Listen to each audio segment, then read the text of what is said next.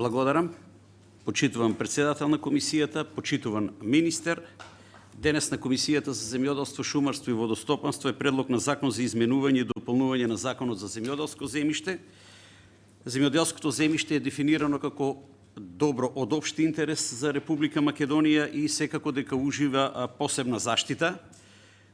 Измената и дополнувањата на законот офаќаат повеќе сегменти: состојбата со климатските промени, бројот на членовите во комисиите за давање во закуп на државно земјиште, продолжување на важноста на договорите за закуп поради истек на време траењето на договорите, усогласување на одредбите за пренамена на земјоделското земјиште со Законот за урбанистичко планирање и правна рамка за регулирање на закупот на земјоделско земјиште со подигнати долгогодишни насади, каде сопственоста на насадот е регулирана, а користењето на земјиштето е со нерешен правен статус.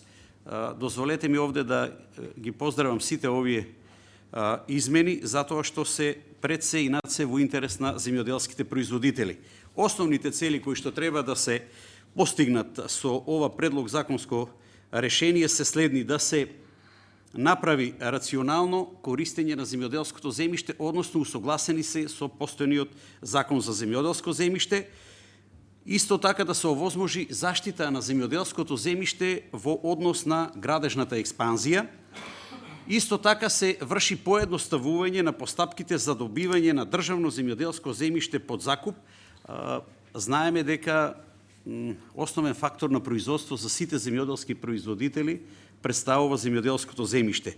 Исто така, она што е посебно важно да се истекне, дека се врши со ова предлог законско решение усогласување на законот со Законот за урбанистичко планирање и односно Законот за земјоделско земјиште, и на крај се обезбедува една правна сигурност и давање на можност за сериозен инвестицијски пристап на корисниците на земјоделско земјиште во државна собственост под закуп.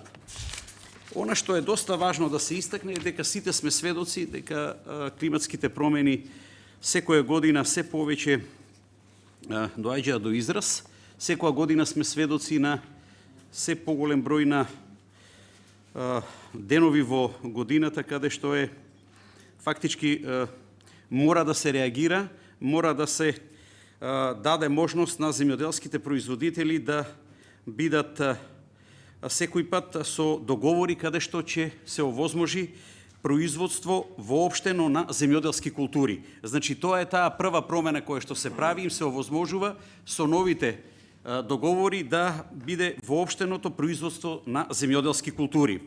Исто така, во делот на комисиите за доделување на земјоделско земјиште се прави, има еден нов момент, каде што веќе позицијата на подпредседател влада на Република Македонија задолжен за економски прашање не може да биде предложен, и од тоа се предлага една формирањето на комисиите да биде на малку поинаков начин, со што да се овозможи подобро организирање и на другите комисии за работа со доделувањето на земјоделското земјиште.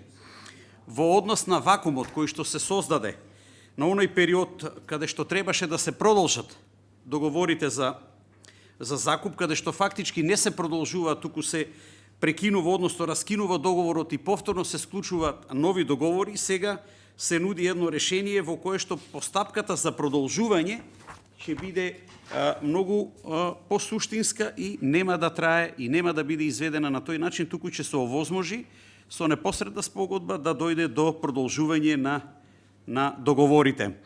Исто така имаме уште една новина, а тоа е дека со постоечката одредба во Законот за земјоделско земјиште, оние земјоделски производители кои имаат долгогодишни насади мора да извршат копачење поради застарување на насадот. Сега имаме и еден нов момент овде, се овозможува процес на обновување и на подигнување на нови насади за сметка на старите насади, а со тоа да се направи едно стопирање на оние процеси каде што имаше интензивно намалување на површините под долгогодишни насади. Се дава можност исто така за инвестицијско делување, затоа што ќе има една известност дека договорите нема да бидат видоизменети, нема да се намали нивната површина, туку ќе се овозможи да продолжат со користење на земјоделското земјиште, поготово со новите насади. Исто така, уште два нови момента, тоа е земјоделците кои поседуваат правен акт дека поседуваат имаат собственост на насадите, че можат сега да го регулираат и своето право на оние земјоделски парцели кои што се во државна собственост, а каде што до сега не им беше регулирано тоа право, освен за оние парцели каде што постои се води некој судски процес. И последното е дека со измените се регулира постапката за давање на мислење наместо на согласност за пренамена на земјоделското во градежно земјиште, односно се има еден нов момент овде каде што се заштитува земјоделското земјиште, каде што пренамена на државно земјоделско земјиште може за класите 5, 6, 7 и 8, како и за она земјоделско земјиште каде што не е категоризирано. Сето ова се прави да се постигне една процедура во надлежност на Министерството и да се заштити земјоделството за земјиштето за кој што има подобри земјоделски класи и да се овозможи развој на земјоделското производство. Ви благодарам. Благодарам, колега Пенков. Пратеник